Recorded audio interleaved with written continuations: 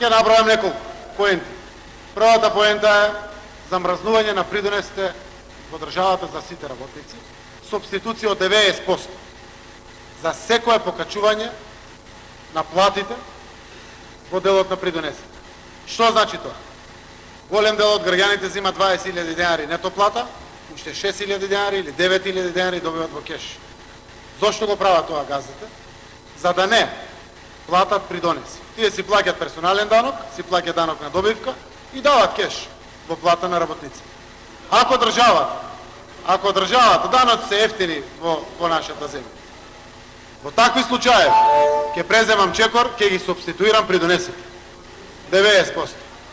Само во еден случај, да биде стабилизиран пензискиот фонд.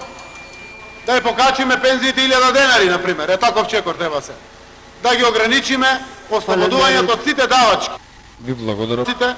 Сите мали предпријатија кои што имат 3 милиони денари купен промет. Такви чекори да преземат.